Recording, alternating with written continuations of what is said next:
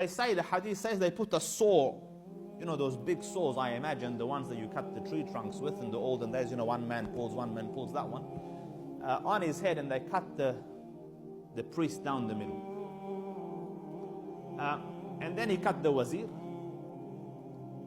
And then the name of the boy has gone like wildfire across the city. Everyone knows that this is what. So he couldn't do a little kill for him, you know, a silent kill. So he goes, listen, take him to the mountain and drop him from the mountain. Nice dramatic end, you know, so everyone gets the message, the king is king. So they took the boy up towards the mountain, and as they're climbing up, the young boy makes dua, Ya Rab, suffice me their evil any way you decide. Whatever way you want to deal with them, Ya Rab. So Allah Rabbul Izzah shook the mountain, they fell off, all of them dead. The young man came back to the king, and his courage is admirable. He doesn't go home and hide, he comes back to the king like, hello, I am back. So the king goes, what happened? He goes, they all died. Allah, my Lord killed them. So king is more upset, what to do?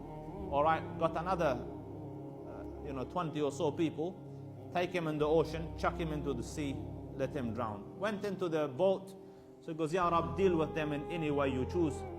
Allah shook the boat, they all fell down. The man came back to the king, hi. So he told the king, he goes, listen, there's only one way you can kill me. And the man is intelligent, the young boy. He's a da'i, you see. His aim is to promote the deen. So he goes, how? He goes, gather all the people. Then tie me on a tree or on a pillar. And get an arrow from my quiver, put it in the bow, pull it. And say nice, loud and strong, say, I shoot this arrow and kill this boy in the name of the Lord of the boy. In the name of the Rabb of the boy. So the king in his anger got all the people, got the man, pulled the arrow out, says, I shoot in the name of the Lord of the boy, shot.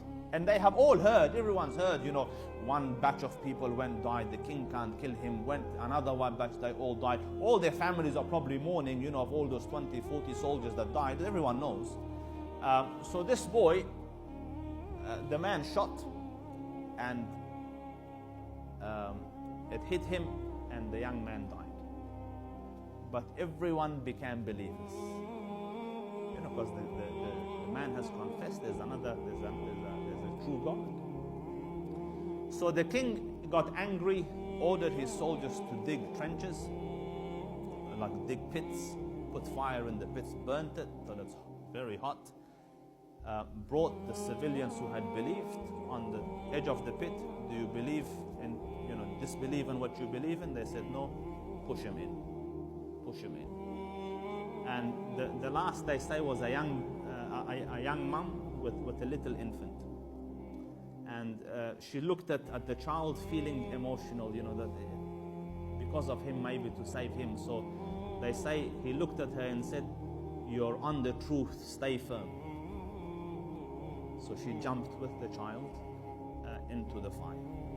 So these were Christians, you see. They were all killed like that.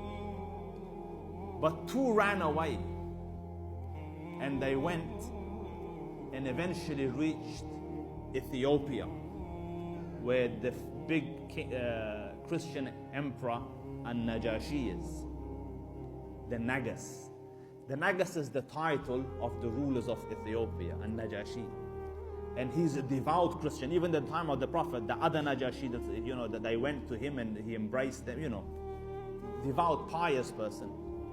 So this An-Najashi heard that his brethren of faith, the Christians, were slaughtered by this king.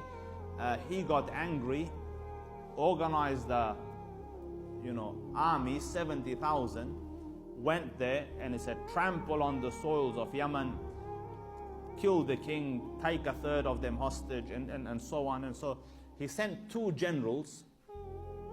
One is Ariyat and the other one is Abraha. They went together, annihilated everyone, destroyed the city, sent slaves back to the king, and so on. And the Abyssinians took over Yemen.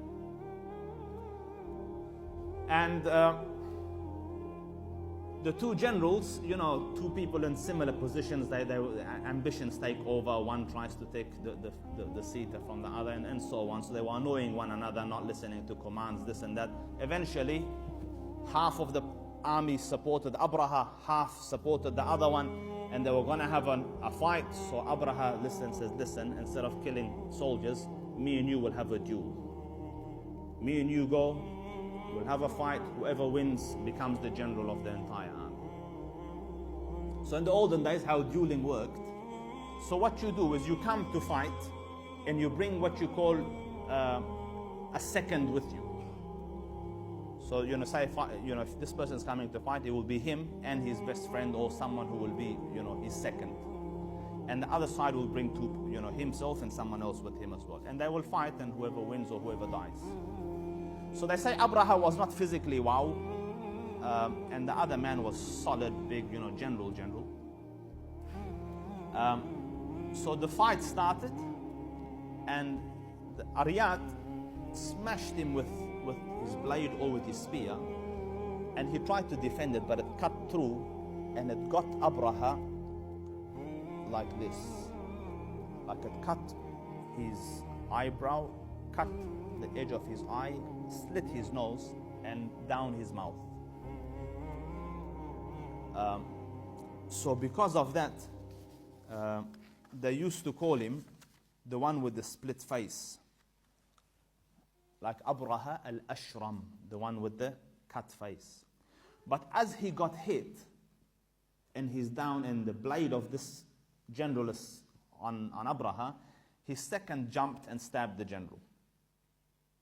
And then together, him and Abraha went and hit the other. So Abraha became the general of the entire army. The problem is, this quarrel was okay between generals, but the generals belonged to someone else. The generals of Najashi, the emperor. You can't kill a general and the emperor let it go. So when Najashi heard that his general's been killed, he swore an oath that I will come and trample on your land and cut your forelocks. Like, as in, the French, the front of your forehead. I'll cut your hair, like as in embarrass you, and I will trample. So Abraha heard. So Abraha, before the king could come, cut his own hair, put it in a bag, and took some soil, put it in a bag, sent it to An-Najashi, goes, "O king, I heard your oath. Here's the hair that you wanted, and here's the soil. Trample on that soil, take this hair in your hand, your oath is completed. He was your servant, I am your servant, we are still in obedience. We just had a quarrel in which he unfortunately died." And then to kind of win favor with the king, he said, "But now I will build you a cathedral, the like of which has not been built for any before you. So I will build you a church." So he set out and he built a monumental thing. In those days, they say the pillars were so tall, the towers, that if you looked up, your hat would fall. And, the crosses had gold and silver on it, and the pulpit had ivory, and it was a work of art. And then he said, "I will tell the Arabs to forget about the Kaaba and worship here." So when he said this, historically, Arabs don't take insults very well. So when the Arabs heard that he has said this, that he will come and take, change our direction from the Kaaba to his cathedral, one of them took the long journey, went to his cathedral, and defiled it. Because there are kids here, so anyway, the man defecated in the corner of the church. He did a boo-boo on the corner of the church. And so Abraha got very upset when he found that it is someone related to the Quraysh. And he took an oath that I will erase their temple in the disrespect that they have shown. There's another narration that another group of young lads came, and they tried to start a fire, and pretty soon they burnt the whole cathedral down. So whichever one or both. So now Abraha got an army organized to come and erase the Kaaba. So this is the third big thing in the life of Abdul Muttalib.